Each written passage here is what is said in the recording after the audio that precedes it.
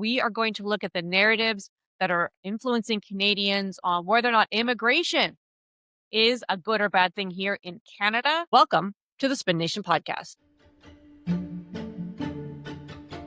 Emmanuel, what's the spectrum of perspectives that's happening on immigration?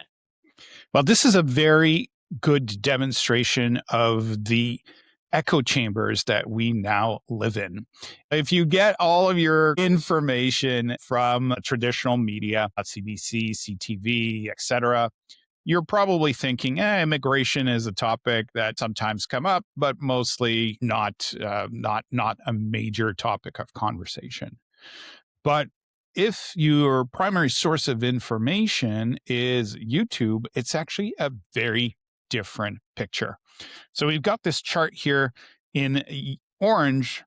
We have the conversation about tariffs. In green, we have the war in Israel. And the blue line is the number of mentions of immigration on YouTube independent channels.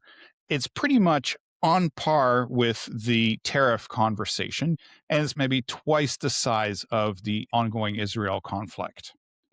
So we see here the immigration conversation really got going around May, June of 2025, and it's been on pretty steady since, with probably a peak in the last few months. And it's also been behind some of these Canada First protests, right? Like when you see people in the streets behind a Canada First protest, it seems to be immigration is their main issue. At least that's what some of the coverage that I've seen, either online or. Well, you bring up a good point. I have this other chart here that kind of shows the split of between left-leaning voices and right-leaning voices, also YouTube independents. And as you can see here, that conversation is primarily occurring in the right-leaning channels. What does that mean? It's in the right-leaning channel. So what? So what's the takeaway of that? Well, it's conservative concern, much more so than the left-leaning channels. Now, we did an episode on immigration a while back, and we were looking at what is the connection to housing, and whether is it driving up prices as an example. So immigration has been blamed for a lot of the ills that Canada is facing. And I mean that more in the sense of like regular everyday Canadians in their day-to-day life. They say, well, the jobs, the housing, the healthcare, that the boogeyman in the room, that's because we had uncontrolled immigration for too long. And this is the end result of it. Is that what is being said on these? So just to say they're talking about immigration, but what are they saying on those channels? Well, there's several angles that are typically brought up. One has to do with the impact on common living conditions, whether it's healthcare or the cost of housing. That's certainly one important aspect. The other one has to do with the impact on the security and the safety of Canadians. It tends to revolve specifically around Indian immigration, and often what's happening in the Khalistani protests is brought up as an example of some sort of unruliness that's being brought from across by some of these immigrant populations.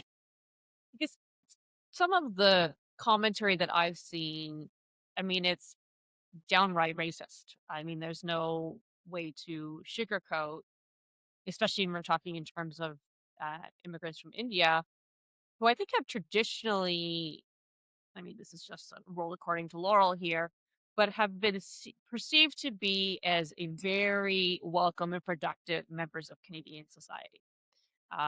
There's been immigration from India within Canada for a very long time, but something has changed in the last couple of years. They changed the rules. A lot of more people came in from India. This seems to be behind why Indians in particular are being targeted on social media and having the figures pointed to them to say you're the source of our ills and our woes.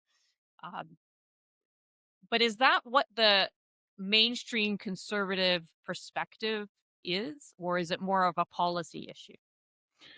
Well, this is where you need a lot of nuance and understanding, depending on which channel you're listening to, and a lot of conservative voices will oppose that characterization and saying that we need to have a conversation on the numbers that are coming in, right? So it's not a question of not welcoming immigrants; it's a question of absorbing this immigrant population at a rate that we're able to sustain. So that's one end of the spectrum. And obviously, at the other end of the spectrum, you have the more extremist views that range all the way to dog whistles to great replacement theory, which is the theory that these immigrants are being brought into the country specifically to reduce the rights of the prior population, often the white population. Because when we say the term quote unquote the right or conservative, it's not a homogenous group. There are many different slants or views or spectrums within that.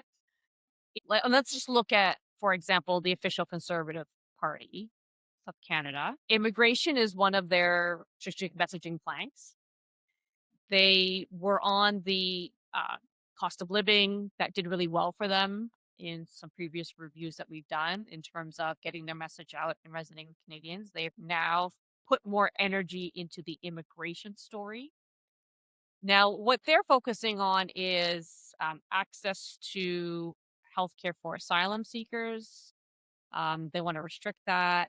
They are talking about if a immigrant breaks the law, they should be kicked out of the country. So they have a much tighter approach. But as to your point, they're not saying stop immigration because we do need to maintain the growth within our country in terms of population size. Canadians aren't having kids in the same rate that we need to, which is not the same as the replacement theory ones that you're talking about. Oh yes, if you go, to the furthest right, you'll see a lot of folks saying they're disappointed with the Conservative Party and Poilievre with the latest announcements because they don't think it goes far enough. Okay, so that's the right. What about the left or the traditional media? Where do they what is their role in this conversation?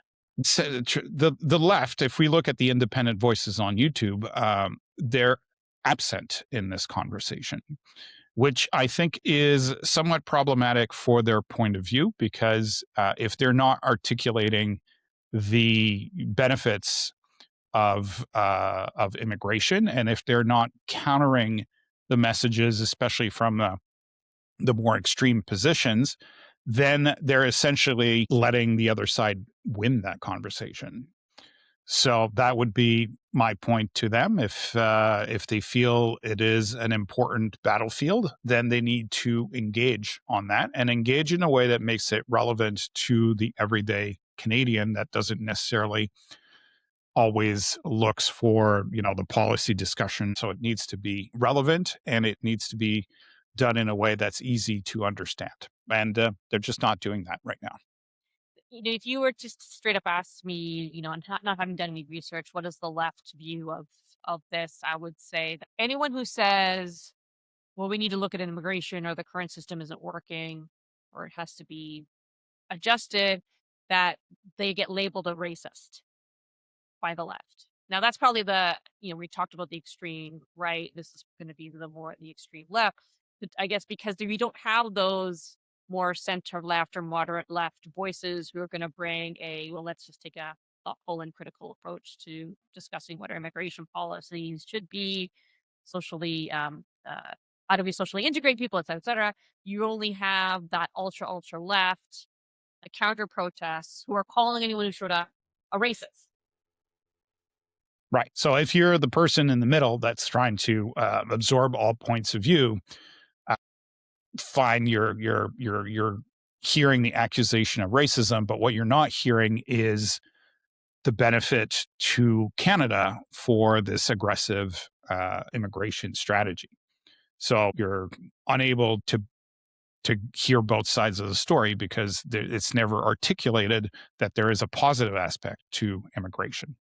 Well, isn't that the government's role? Now, they have said that across some of these key areas, which is student visas, the temporary foreign workers, asylum seekers, those numbers are all down significantly this year, but we're not going to see the results of those. I think our population is not growing for the first time.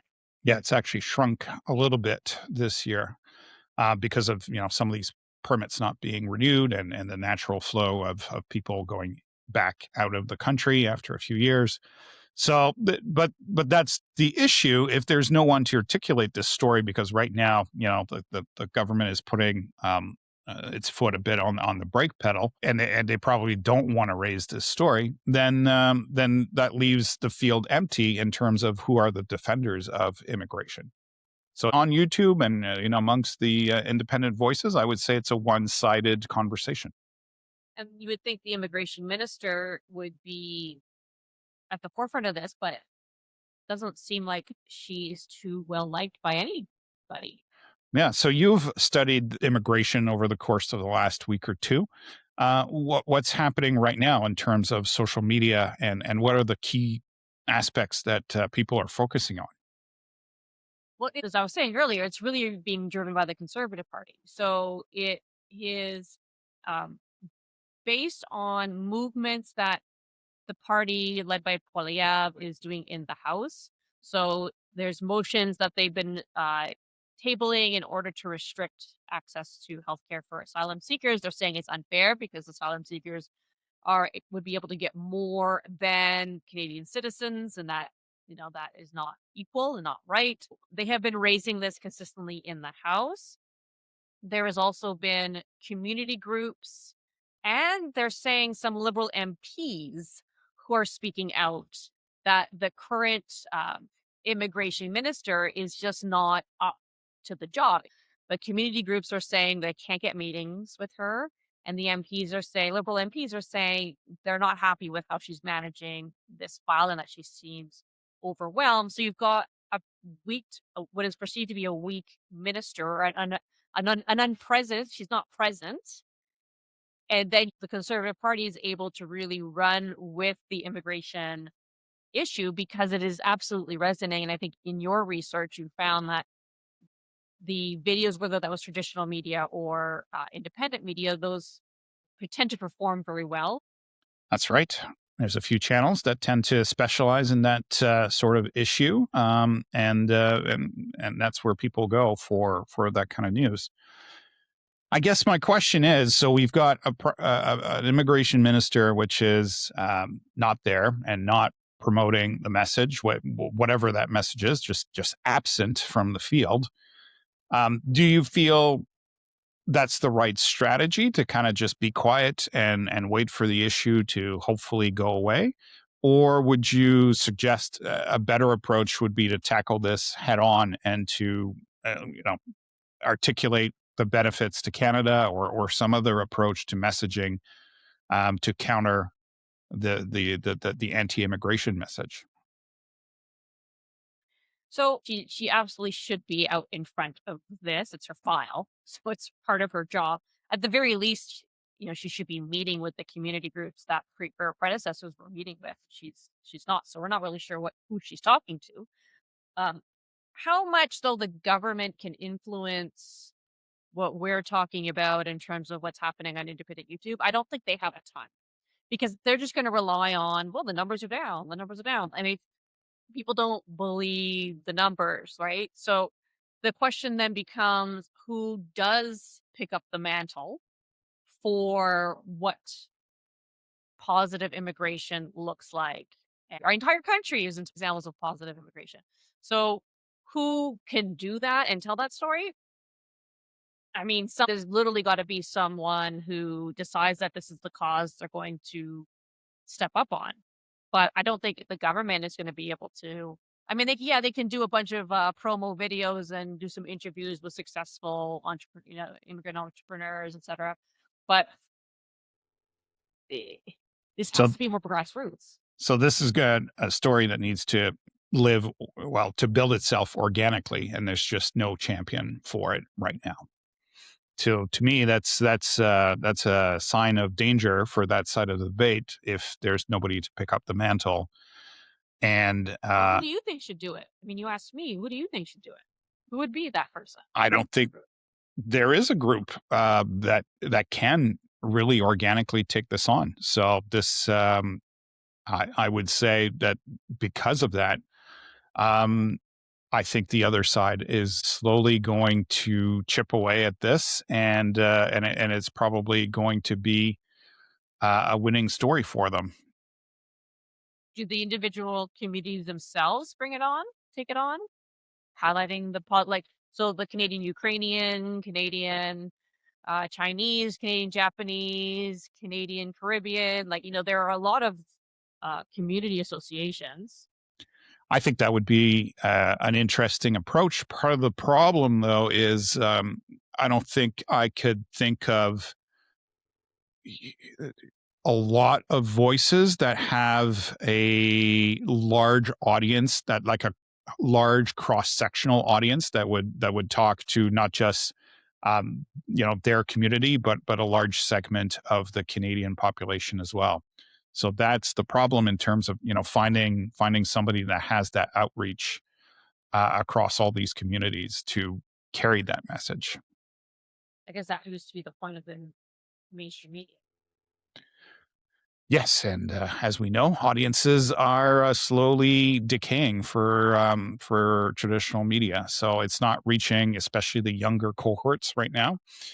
Um, But they're on, YouTube, like, their videos that they do put on the, channels perform very well, and they get a lot of views. It's not that they aren't being watched, they're just not being watched in front of the TV anymore or listened to on radio.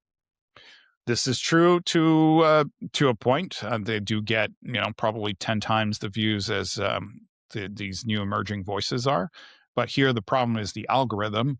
If the people watching those are essentially the same, Boomer and Gen X generation that would watch them on TV, then there's the whole segment of the under 40 population that is not getting exposed to these messages.